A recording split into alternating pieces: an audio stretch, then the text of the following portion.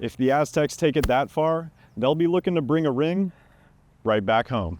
Aztec football is back at Snapdragon Stadium for its annual Aztec Fast showcase. Lit jet fuel was pouring down the streets, igniting cars and causing them to explode like the one behind me. Net zero greenhouse gas emitters by 2035. Now, the Department of Sustainability and Mobility has already been dissolved, but there's 3 art installations hiding in plain sight that I think you'd enjoy. Let's go check them out.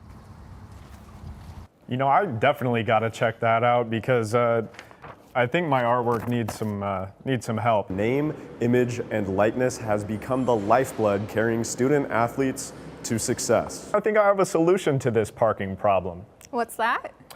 Mopeds in the classroom. Come on, it eliminates the need to park. But what were you put it during class? I'll just sit on it.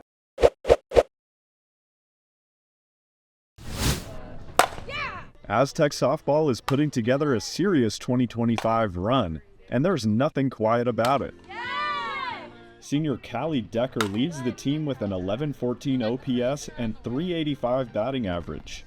It's my last year. I can't go back now, and so I might as well just live in the present and just go for it and leave no gas in the tank at the end of the day. Two-way star Grace Uribe has been stellar on the mound this season. She's 7-0, twirling a sub-3 ERA. Every time that I'm pitching, I go out there and I'm like, I'm gonna beat you, and if you got me that time, you're lucky, try again next time. Like, I got you. And the mentality behind her 6 home runs. Every single time I go to bat, I'm like, I'm gonna hit this ball so hard, you're never gonna see it again.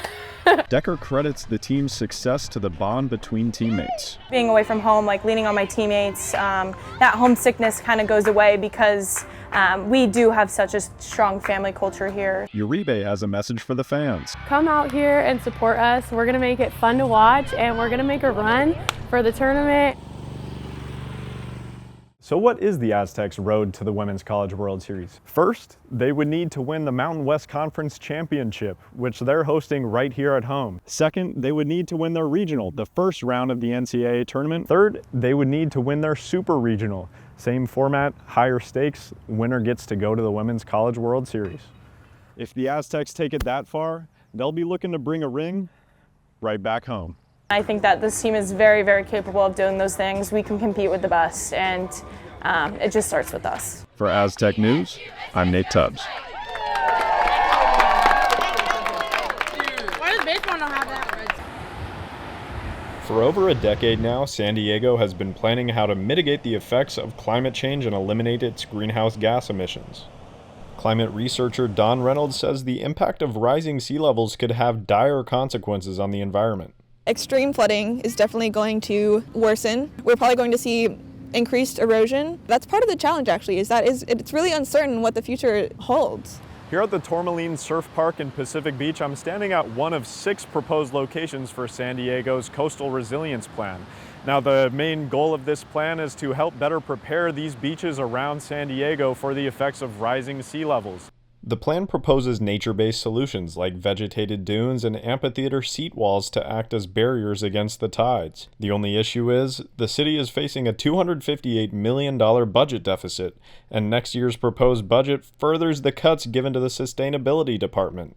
Climate Action Campaign CEO Nicole Capritz says she's disappointed in the lack of climate prioritization. As a result, the hit on climate action is going to be real and deep, and we don't know how long. Climate Action Plan Program Manager Marissa Westerfield says the city remains committed to its sustainability goals despite budget challenges. What we did was lay a lot of groundwork so that city departments would have to automatically consider climate action as they worked. Right now, the 6 pilot locations are the beginning. San Diego's coastline stretches over 70 miles, and protecting it all will require resources and community buy-in. For Aztec News, I'm Nate Tubbs. The investigation on the recent plane crash in Murphy Canyon continues today, being conducted by the National Transportation Safety Board. NTSB reports say around 3:45 a.m. on Thursday, a Cessna 550 carrying 6 people struck a power line and went down at Salmon and Sample Street. The debris damaged 10 homes and jet fuel lit several cars on fire. While the evacuation efforts were happening, lit jet fuel was pouring down the streets, igniting cars and causing them to explode like the one behind me. Investigator in charge Dan Baker gave the media an update to the state of the situation. The pilot and passengers were fatally injured. There were no ground fatalities or serious injuries. The Associated Press reported that Sound Talent Group co-founder Dave Shapiro, 2 employees, a friend, a musician, and a photographer are the people who lost their lives in the crash. Shapiro has a pilot's license, but it is unknown who was controlling the aircraft at the time it went down. Baker said weather information was not available from the Montgomery Gibbs Airport, and there was a separate issue regarding the runway lights. There were notices to the airmen stating that there was airport lighting that was out that would have affected the illumination of the runway, both the illumination of the runway and the glide slope, the visual glide slope indicator. The on-scene investigation will last another 2 days, but the whole investigation could last another 2 years. A preliminary report will be available in mid-June. Reporting from San Diego, I'm Nate Tubbs.